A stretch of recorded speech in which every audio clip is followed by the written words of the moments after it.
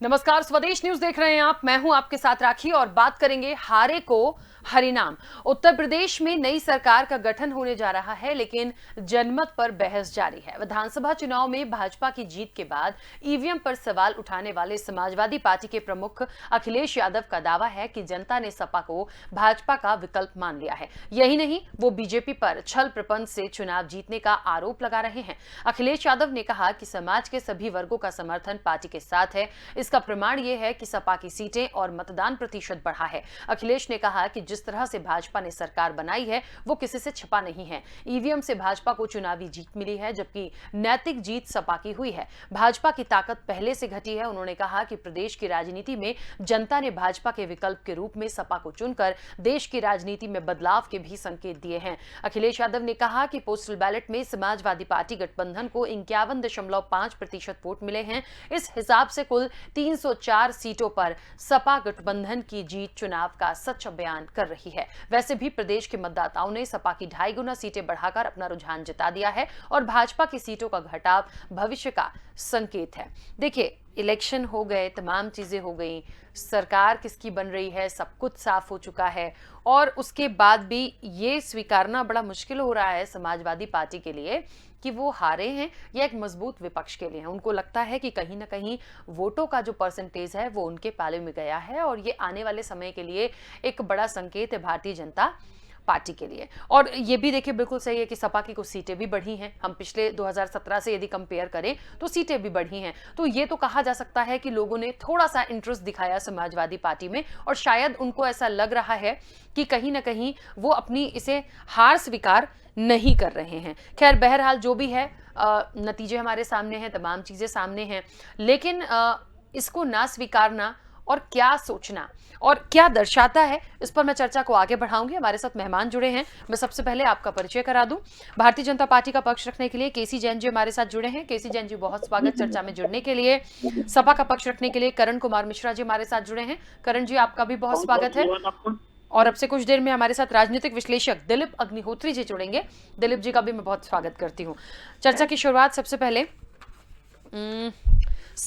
मुझे लगता है सपा से करना चाहिए। करण कुमार मिश्रा जी, आपसे शुरुआत करूंगी क्योंकि अखिलेश यादव जो हैं वो इस चीज को स्वीकारने के लिए तैयार ही नहीं है कि समाजवादी पार्टी की हार हुई है। वोटों का जो परसेंटेज आया है उसके लिहाज से, सीटें बढ़ी हैं उसके लिहाज से भी ठीक है, माना जा सकता है, कहा जा सकता है, लेकिन ये तो बहुत स्पष्ट रूप से है ना कि भारतीय जनता पार्टी की सरकार बनी है और निश्चित तौर पर जनता ने उनको एक जिस तरह से चुना है, तो उस लिहाज से तो जीत भारतीय जनता पार्टी के। फिर भी ये क्यों नहीं स्वीकार रहे हैं कि हार हुई है?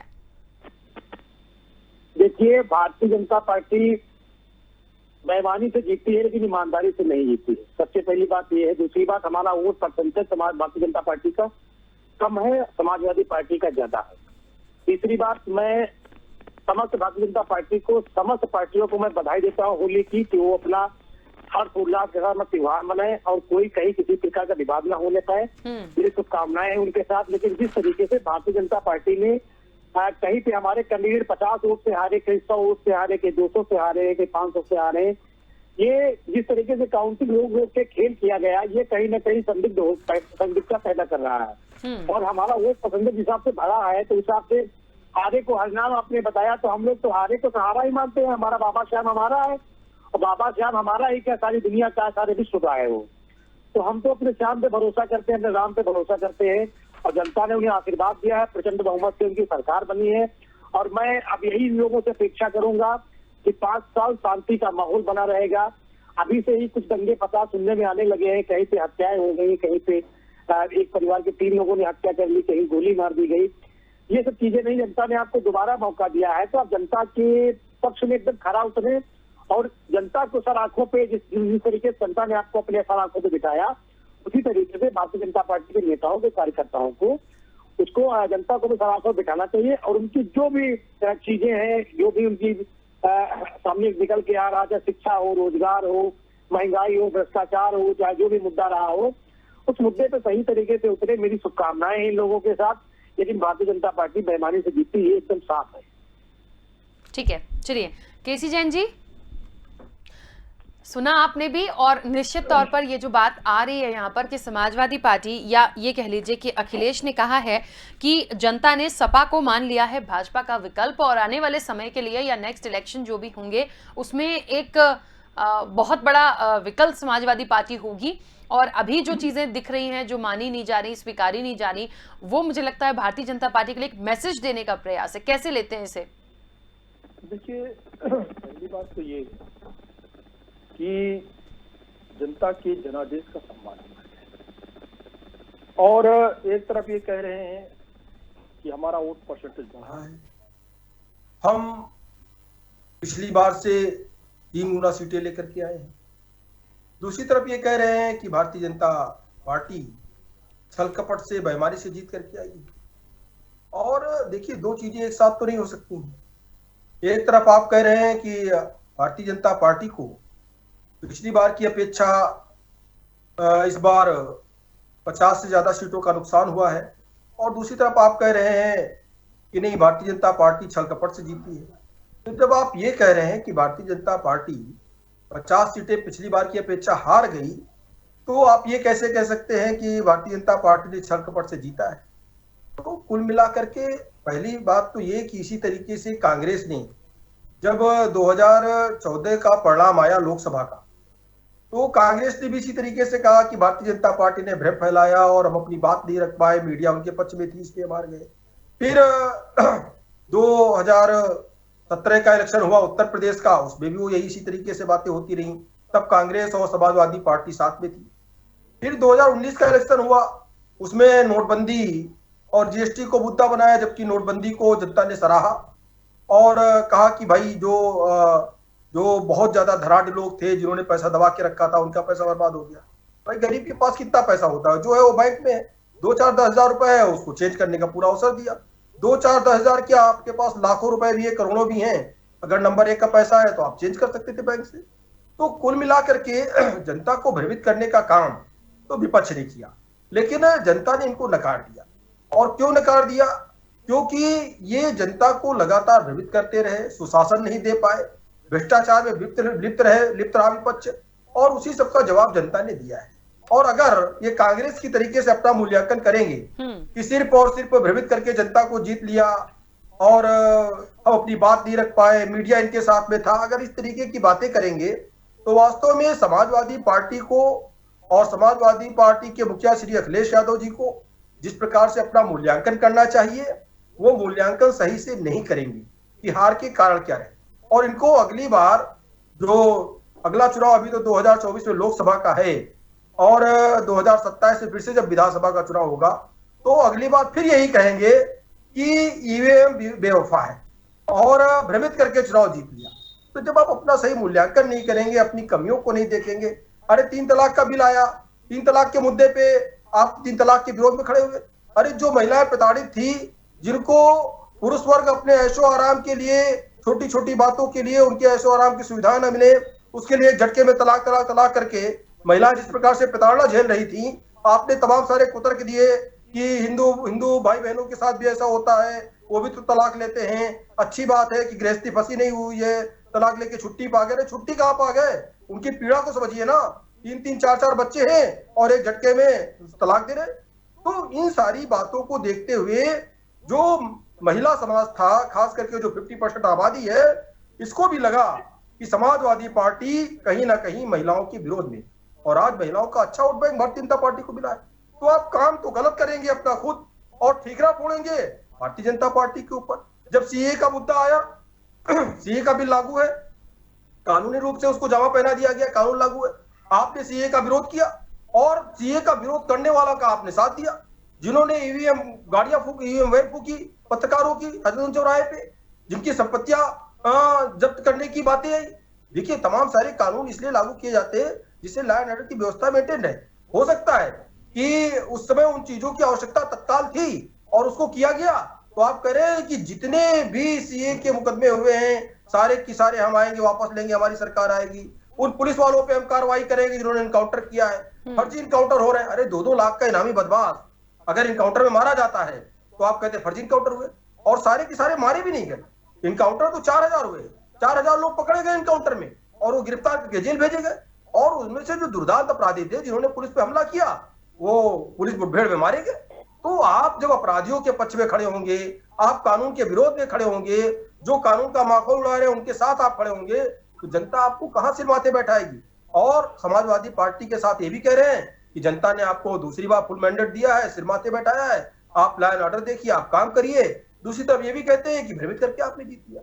तो दोनों चीजें एक साथ नहीं हो सकती हैं। ठीक है। अभी भी समय है, अगर आपने अपना मूल्यांकन सही नहीं किया तो जिस प्रकार से कांग्रेस की उत्तर प्रदेश में सिर्फ एक सीट बची है, 5 राज्यों में उसका सफाया हो गया ये सब कहते कहते, वैसे ही आपका भी उत्तर प्रदेश में जो थोड़ा बहुत जनाधार बचा है उसका भी सफाया होना तय। ठीक है। हमारे साथ दिलीप अग्निहोत्री जी भी जुड़े हुए हैं, राजनीतिक विश्लेषक हैं। दिलीप जी, मेरी आवाज पहुंच रही है आप तक? जी। दिलीप जी, ये एक बात जो आ रही है कि अखिलेश यादव अभी भी अपनी हार को स्वीकार नहीं कर रहे हैं और निश्चित तौर पर उन्होंने ये कहा है कि जनता ने सपा को मान लिया है भाजपा का विकल्प। और एक बात और है कि उन्होंने ये भी कहा कि बीजेपी ने छल प्रपंच से इस चुनाव को जीता है, तो आने वाले समय के लिए भारतीय जनता पार्टी के लिए एक बड़ा मैसेज है।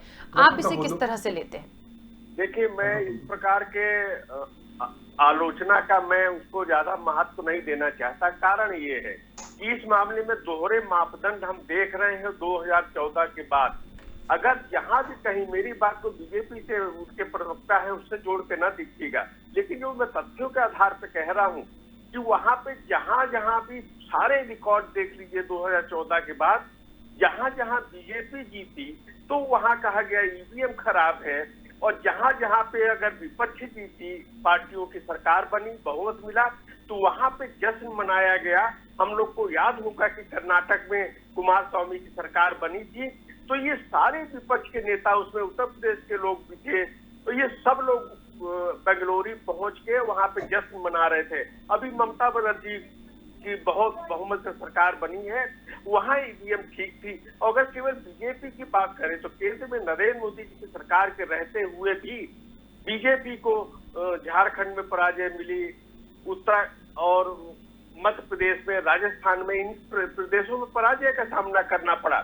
तो ये कहना कि ईवीएम के कारण हम हारे हैं और विकल्प के रूप में, देखिए संविधान के अनुसार से दो ही बातें हो सकती हैं, या तो सरकार बनती है किसी की और किसी को विपक्ष में बैठने का जनादेश मिलता है। और इसको अगर हम सहज रूप से स्वीकार कर लें, मेरे सपा के साथी यहाँ पे बैठे हुए, मैं मानता हूँ कि विकल्प के रूप में स्वीकार तब किया जाता है, माना जाता है, जब उस भाजपा को हटा के आपको सत्ता सौंप दे तो विकल्प। लेकिन आज की स्थिति में ये हुआ है कि यहाँ उत्तर प्रदेश के मतदाताओं ने कांग्रेस और बसपा को नकार के उसके विकल्प के रूप में सपा को स्वीकार किया है और 100 से ऊपर संख्या पहुंचा के एक मजबूत विपक्ष वहां पे बनाया है। और इस स्थिति को बहुत सहज रूप से स्वीकार करना चाहिए कि ये स्थिति हुई। अब तमाम वादों के बाद, सबसे ज्यादा लोक लुभान वादे करने के बाद भी सपा अगर सत्ता तक नहीं पहुंची है तो ये उनके लिए आत्म मूल्यांकन का विषय होना चाहिए था।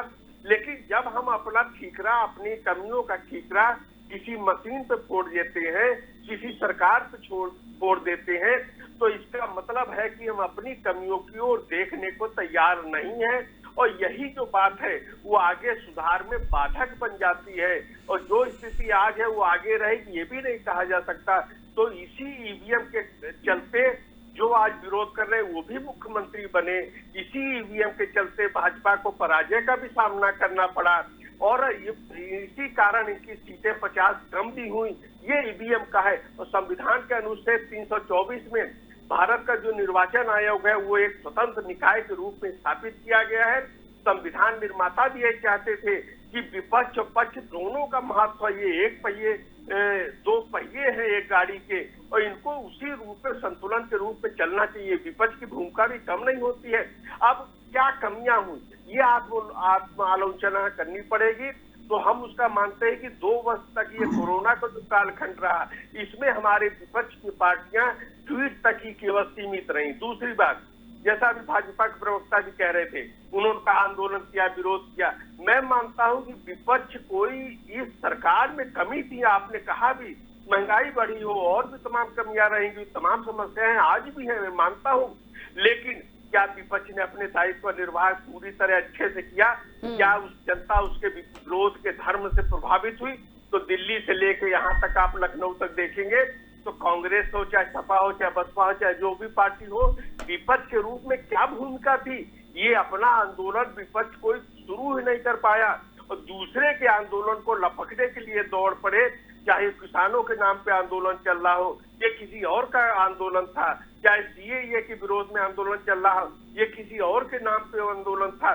क्या जरूरत थी इनको बिना विचारे समर्थन की दौड़ पड़ने की? जेएनयू में भारत विरोधी नारे लगे, कांग्रेस के लोग वहां पे दौड़ पड़े समर्थन देने। यानी अपना कोई आंदोलन ऐसा नहीं जिसमें जन समस्याएं उठाई गई हो। केवल विधानसभा के सत्र होते थे तो वहां विधानसभा के सामने पोस्टर, बैनर, सिलेंडर के फोटो लेके गन्ना, किसान, बैलगाड़ी, ये सब तो चलता था, लेकिन कोई भी जन आंदोलन जैसा महात्मा गांधी का ये देश है, जिस जन आंदोलन से जनता की समस्याएं उठी हों और जिस आंदोलन से सरकार को विवश किया जा सके, ऐसा शांतिपूर्ण आंदोलन चलाने में विपक्ष भी नाकाम हुआ है। और ये बात कोई प्रजातंत्र के लिए अच्छी नहीं है। प्रजातंत्र के लिए मजबूत विपक्ष का होना आवश्यक है और इस स्थिति को आज मैं समझता हूँ कि समाजवादी पार्टी को बहुत अच्छी सीटें मिली हैं विपक्ष के मामले में और उसको इनको बहुत सिरोधार्य करना चाहिए, जनता का आभार व्यक्त करना चाहिए और बेईमानी की बातें छोड़ के इन्हें आगे की रणनीति तय करनी चाहिए। ठीक है, अच्छा एक छोटा सा सवाल और आप ही से है मेरा दिलीप जी। आपने ईवीएम पे भी बहुत अच्छे से बात रखी और बहुत स्पष्ट रूप से बोला और बिल्कुल ये आपने पहले ही कह दिया था कि कोई एक तरफा की बात नहीं हो रही है, जो हकीकत सामने देखी गई है वो आपने कही। अच्छा एक बात और है, समाजवादी पार्टी का ये कहना है, समाजवादी पार्टी और इनके जो गठबंधन थे, कि पोस्टल बैलेट का यदि वोट परसेंटेज हम देखें तो उसमें भी समाजवादी पार्टी को अच्छी सीटें मिली हैं, तमाम चीजें मिली हैं। इसीलिए इन्होंने ईवीएम पर सवाल खड़े किए कि पोस्टल बैलेट में तो हम आगे थे, ईवीएम पर शायद इसलिए ठीकरा फोड़ा गया। इसे किस तरह से लें? देखिए ये इसको आप में सहयोग मान सकते हैं। ऐसे तो हम कह रहे कि 125 सीटों पे विपक्षी गठबंधन आगे था, इसका मतलब और पे भी आगे रहेगा। तो बैलेट पेपर में कौन कितना हिस्सेदारी जिसकी रही, इसकी सहभागिता कितनी रही, ये एक विश्लेषण का विषय हो सकता है। लेकिन बैलेट पेपर पे भी तो पहले तो यही होता था, पुराने लोग सब जानते होंगे कि किस तरह से बूथ कैप्चरिंग होती थी और ये आज समाधान उसका नहीं है। बैलेट पेपर बहुत सीमित संख्या में होता है, हो सकता है उसमें सब, और मैं मानता हूँ उसमें पढ़े नौकरी पेशा लोगों ने ज्यादा बैलेट पेपर का प्रयोग किया और उसमें मैं मानता हूँ कि जो दो मुद्दे जो बहुत कारगर साबित हुए, एक था 300 यूनिट बिजली फ्री देने के बाद आपने इस पे तो सरकार बना ली दिल्ली में, पंजाब में भी इसका असर हुआ और यहाँ पे उसका 200 को बढ़ा के 300 यूनिट का फ्री वादा कर दिया गया। तो एक मुद्दा ये था। दूसरा बड़ा मुद्दा ये बन के आया जिसको बैलेट पेपर जो यूज करते हैं वो गाँव किसान व्यापारी ये वर्ग नहीं होता, सर्विस पेशा वर्ग होता है और इस कारण जो पुरानी पेंशन का बहाली का मुद्दा था, ये मैं समझता हूँ कि बैलेट पेपर में बढ़त दिलाने का एक कारण ये हो सकता है। दो मुद्दों ने बहुत काम किया है, लेकिन फिर भी इस बातों को छोड़कर मैं मानता हूँ कि वो 5 साल में जो कमियां रही, एक बात, दूसरे 5 साल पूरे बहुमत से सरकार चलाने का सपा को अनुभव भी रहा है और एक बहुमत से सरकार उन्होंने कार्यकाल पूरा किया है। तो उस समय जो कमियां रहे उनको भी विचार करके जनता ने क्या चीज नापसंद की है इसमें भी विचार करना चाहिए। ठीक है, चलिए केसी जैन जी एक मिनट मैं वापस आती हूँ। हाँ करण जी से मेरा एक सवाल है। करण जी, जितनी बातें अभी क्योंकि दिलीप जी ने भी कही, एक राजनीतिक विश्लेषक हैं, उसके बाद इस चीज को मुझे लगता है मानना चाहिए, समझना चाहिए, क्योंकि यदि मान लीजिए आज यदि आपकी सरकार होती या आप यदि उतनी सीटों को लेकर एक लीड किए होते तब शायद ईवीएम पर ठीकरा नहीं फोड़ा जाता। हम जानते हैं बहुत सारी घटनाएं, बहुत सारी तस्वीरें ऐसी इलेक्शन के दौरान आई थी जिसको लेकर सवाल उठाए गए थे, विरोध भी किया गया था, लेकिन उनमें से कोई ऐसी बहुत सारी ऐसी चीजें तो नहीं निकली थी जिसके लिए हम यही मान लें कि भारतीय जनता पार्टी ने कोई गड़बड़ की। राखी जी, आपको एक मुद्दा पता होगा कि चुनाव आयोग जब भी चुनाव आता है तो चुनाव आयोग किसी भी पुराने अधिकारी को वो उसी विजय पे नहीं रखता जहाँ से उसकी पोस्टिंग पहले होती है। लेकिन क्या इस बार ऐसा हुआ? आप पूरे उत्तर प्रदेश का डाटा उठा के देखिए, जो अधिकारी जहाँ था वही रहा, उसका ट्रांसफर नहीं किया गया। और आपको एक चीज ये भी पता होगी कि अधिकारी पार्टी के हिसाब से काम करता है, सरकार के हिसाब से काम करता है। तो जो पुराने अधिकारी, पुराने लोग वहां पे रहे हैं, तो क्या वो किसका साथ देंगे? सबसे बड़ा मुद्दा ये है कि जब हम आपके स्टूडियो में आए हैं, आपके 10 लोग बैठे हों, मैं वहां पे हूँ, अकेला हूँ, मैं क्या करूंगा? तो सबसे बड़ा मुद्दा ये है कि अधिकारियों को ट्रांसफर क्यों नहीं किए गए? अधिकारियों को ट्रांसफर किए जाने चाहिए, तो नए अधिकारी होने के चयनित किए जाने चाहिए, तो ट्रांसफर होता, नए लोग आते और तब निष्पक्ष जांच होती, निष्पक्ष चुनाव होता। जिस तरीके से कई सीटें आपने लखनऊ के अगर बगल की उठा के देखे थे, बाराबंकी कुर्सी की सीट किस तरीके से राकेश वर्मा जी को हराया गया, 246 वोटों से उन्हें हराया गया, जिससे उनका चुनाव जीता हुआ था। ऐसी बहुत सी घटनाएं हैं। पल्लवी पटेल ने 2 लोगों ने हराने की कोशिश की, किन 2 लोगों ने हराने की कोशिश नहीं की, लेकिन जहाँ पे वोट परसेंटेज समाजवादी पार्टी का ज्यादा था, वहाँ पे हावी नहीं हो पाए। जहाँ पे प्रत्याशियों में 2000, 5000 तो वो जीत रहा था, उसको दबा करके वो सीट भारतीय जनता पार्टी के खाते में गई है। मैं आपको बता दूं, बाराबंकी में एक विधानसभा है जयपुर, वहाँ का विधायक 5,500 वोटों से जीते थे, गौरव रावत जी। फिर भी लोगों ने देने प्रमाण पत्र देने में 8 बजा दिए। प्रमाण पत्र देने की स्थिति में नहीं थे। जब वहाँ पे बवाल हुआ, सब कुछ हुआ, उसके बाद किसी तरीके से हम लोग प्रमाण पत्र वहाँ पे ले पाए। और हमने रामनगर का भी चुनाव देखा कि किस तरीके से हमारे साथी वहाँ पे लगे रहे और किस तरीके से हम प्रमाण पत्र ले पाए। तो ये सब चीजें नहीं। अधिकारी जब आपका पुराना उसी जगह पे होगा तो आपके तरीके से काम करेगा। नया अधिकारी आएगा, वो सबको देखेगा, क्योंकि वो नया होगा तो उसका कहीं संबंध तो होगा नहीं। कि जो पुराने रहे होंगे उनका तो गठजोड़ हमेशा रहता है ना। ठीक है केसी जैन जी, मुझे लगता है जितनी बातें भी करण जी कह रहे हैं, और एक आकलन भी हम यदि निकाल के देखें, जो बार बार पोस्टल बैलेट की बात आती है, वो सवाल मैंने अभी दिलीप जी से भी किया था। सपा का यदि हम पोस्टल बैलेट के हिसाब से देखें तो इस हिसाब से तो उनकी 304 सीटों पर उनके गठबंधन की जीत हो रही थी। शायद इसलिए मुझे लग रहा है कि वो इस हार को स्वीकार भी नहीं रहे हैं और ईवीएम पर सवाल खड़े हो रहे हैं। देखिए राखी जी, अगर इस तरीके से काउंटिंग, अगर सिर्फ बैलेट पेपर की जो काउंटिंग उसको मान लिया जाए तो फिर बाकी काउंटिंग की आवश्यकता क्या है? और बैलेट से जो वोट पड़ता है उसका जो टोटल परसेंटेज है वो कितना है? वो 2% भी नहीं है। जितना वोट पोल होता है उसका 2 से 5% भी बैलेट की पोलिंग नहीं है किसी भी जो है विधानसभा में। तो ऐसे में जो आप 95% पे निर्णय लेंगे या 5% पे निर्णय लेंगे, जो टोटल वोट पोल हुआ है उसकी काउंटिंग तो 100% की होगी ना। काउंटिंग 5% पे तो डिसीजन नहीं होगा। हम ये मान सकते हैं, अभी दिलीप जी ने उसका विश्लेषण भी किया। कुछ मुद्दे ऐसे थे जो नौकरी पेशा में लोग थे और पोस्टल बैलेट का इस्तेमाल वही करते हैं क्योंकि दूर दराज होते हैं और वो पोस्टल से अपना वोट वहां पहुंचाते हैं। तो ऐसे में उनको उनकी तरफ से हो सकता है कि उनके मुद्दे उनको प्रभावित कर रहे हो, लेकिन उसके आधार पर ये कह देना कि बाकी 95% जो पोलिंग हुई है वो गलत है, तो क्या इसको सही माना जा सकता है? नहीं सही माना जा सकता है। दूसरी बात ये कि अगर भारतीय जनता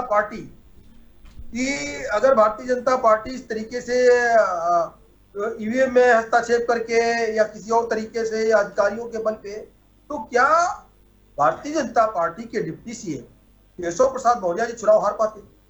क्या हम चाहेंगे कि हमारा मुख्यमंत्री चुनाव हार जाए, डिप्टी सीएम चुनाव हार जाए, उप मुख्यमंत्री चुनाव हार जाए? क्या भारतीय जनता पार्टी इस तरीके का निर्णय चाहेगी? बिल्कुल नहीं चाहेगी। फिर पंजाब में क्या हुआ? वही केंद्र में सरकार है जो हमारी, वही पंजाब में लागू है, उत्तर प्रदेश में, वही गोवा में। तो अगर प्रभाव पड़ता, आप कह रहे 3 गुना हम बढ़े, दूसरी तरफ आप कह रहे हैं कि बेईमानी हो गई, तो 2 चीजें एक साथ कैसे हो सकती हैं? आप हो सकता है 2-4-10 सीटें बढ़ जाती, लेकिन आप अगर 3 गुना बढ़े, आप वहां 50 का आंकड़ा नहीं पार कर पाए थे और यहाँ पे आप 125 सीटें लेकर के आते हैं और उसके बाद में भी आप कह रहे हैं कि कहीं ना कहीं कुछ गड़बड़ है, घोटाला है। तो कुल मिलाकर के ये अपने आप को, ये जनता को नहीं बताना चाह रहे, ये पत्रकारों को नहीं बताना चाह रहे, ये हमको नहीं बताना चाह रहे, ये अपने आप को संतुष्ट करने के लिए इस तरीके की बातें श्री अखिलेश यादव जी कर रहे हैं कि नहीं हम तो जीते हुए थे और हमको जब हरा दिया गया। क्योंकि अपने आप को कैसे संतुष्ट करें और साथ ही साथ जो उनके कार्यकर्ता है, कार्यकर्ताओं को कहीं मनोबल न टूटे, कार्यकर्ताओं को कहीं ये ना लगे कि नहीं अब तो पार्टी गई, हमेशा के लिए गई, तो जो कार्यकर्ता छुटक न जाए। आप देखिए कांग्रेस के 150 से ज्यादा एमएलए भारतीय जनता पार्टी में अब तक आ चुके हैं, ज्वाइन कर चुके हैं, और समाजवादी पार्टी के भी 15 से 20 एमएलए एमएलसी, यहाँ तक कि अपर्णा यादव जी भारतीय जनता पार्टी में आ चुकी है। इसके पहले चाहे बुक्कल नवाब रहे हों चाहे वो अग्रवाल मैडम रही हो, चाहे पूर्व मुख्यमंत्री जी के बेटे रहे, पूर्व प्रधानमंत्री जी के बेटे नीरज शेखर जी रहे हो, और तमाम सारे लोग भारतीय जनता पार्टी में समाजवादी पार्टी से छूट करके आ चुके हैं, तो और अपने परिवार की भी सीटें हार चुके हैं। तो अभी इसके बाद में 2024 में लोकसभा का चुनाव है, परिवार की सीटें जिस प्रकार से पिछली बार समाजवादी पार्टी हारी, वो चाहे डिम्पल जी रही हो, धर्मेंद्र जी रहे हो, अक्षय जी रहे हो, तो इन्हें इस बात का डर है कि कहीं ऐसा ना हो कि जनता, खास करके हमारे जो कार्यकर्ता हैं, उनका मनोबल टूट जाए कि नहीं अब तो पार्टी गई। तो इसलिए अभी से भूमिका बनाने की कोशिश कर रहे हैं अपने लोगों को रोकने के लिए, अपने लोगों में विश्वास पैदा करने के लिए। लेकिन विश्वास ऐसे नहीं पैदा होगा, विश्वास पैदा होगा हार को स्वीकार करके अपनी गलतियों पे मंथन करने से, अपनी कमियों को दूर करने से। आप ठीकरा ईवीएम पे फोड़ दीजिए, अरे ईवीएम पे अगर आप ठीकरा फोड़ रहे हैं तो केशव प्रसाद मौर्य जी हमारे कैसे हार गए? और जहां पर सबसे ज्यादा बवाल हुआ एसपी सिंह बघेल जी की सीट पे, जहां अखिलेश यादव जी स्वयं लड़ रहे थे, अगर वो सीट हार जाते तो क्या होता? तब तो बहुत बड़ा मैंडेट माना जाता भारतीय जनता पार्टी का। लेकिन आपको चुना, अगर हमारी सीट हारी है तो उस हार को स्वीकार करते हैं। केशव प्रसाद मौर्य जी स्वयं हार गए, अब उस हार को स्वीकार करते हैं। भारतीय जनता पार्टी की पूर्ण बहुमत की सरकार, 4 प्रदेशों में हमारी सरकार बन रही है, उसके बाद में भी हम इन चीजों को स्वीकार कर रहे हैं कि हमारी सीटें कम हुई। हम उसमें मंथन कर रहे हैं कि हमारी सीटें कम क्यों हुई है, और आप पूरा की पूरा सुपड़ा साफ हो गया, तब भी आप उसको हार मानने को तैयार नहीं। हम इसमें मंथन कर रहे हैं कि पंजाब में हमारी स्थिति खराब क्यों रही, हम इसमें मंथन कर रहे हैं। तो देखिए, हर चीज को, जब वो वेस्ट बंगाल में चुनाव जीत जाए ममता जी, आपने उनका भी समर्थन किया, उनको आपने बुलाया भी उत्तर प्रदेश चुनाव में, तो ठीक है ईवीएम मशीन। अगर झारखंड में हम हार जाए चुनाव, ईवीएम मशीन ठीक है। इसके पहले आप 2012 का इलेक्शन उत्तर प्रदेश में, तब ईवीएम मशीन ठीक है। जल्दी से क्योंकि समय की सीमा है। ठीक है, तो दोहरी कैसे चलेगी? ठीक है, केसी जैन जी एक बार कुछ कह रहे हैं।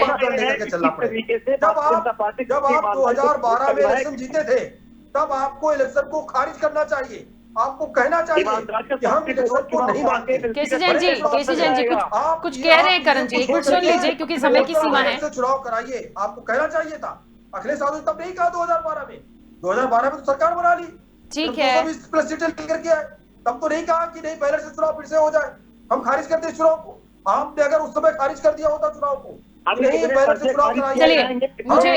मुझे बीच में रोकना पड़ेगा। हम इस चर्चा को फिर बाद में भी कंटिन्यू करेंगे, लेकिन फिलहाल क्योंकि समय हो गया है मुझे बीच में रोकना पड़ेगा। आप सभी का बहुत शुक्रिया इस चर्चा में जुड़ने के लिए। कुछ पूछना चाह रहे थे करण जी, लेकिन समय की सीमा है। ठीक है, हारे को हरिनाम, जो भी बात है वो स्वीकारना नहीं चाहते हैं, नहीं मान रहे हैं। लेकिन एक बात बिल्कुल सही है कि वोटों का परसेंटेज यदि हम देखें और पिछले बार से यदि हम आकलन करें तो समाजवादी पार्टी का जो ग्राफ है वो बढ़ा तो है, और इसीलिए वो इसको स्वीकार नहीं रहे हैं। कभी ईवीएम पर सवाल उठाते हैं, कभी किसी और चीज पर सवाल उठाते हैं, लेकिन हमेशा से एक बात देखी गई है, जो जीत जाता है, जिसकी सरकार होती है, यही माना जाता है कि जनता ने उसे ही जीत का सहरा पहनाया है। अब आने वाले समय के लिए तैयारी करें कि आखिरकार ये जो ग्राफ बढ़ा है, या आने वाले समय में और कितना बढ़ाया जा सकता है। फिलहाल चर्चा में इतना ही, दीजिए इजाजत, नमस्कार।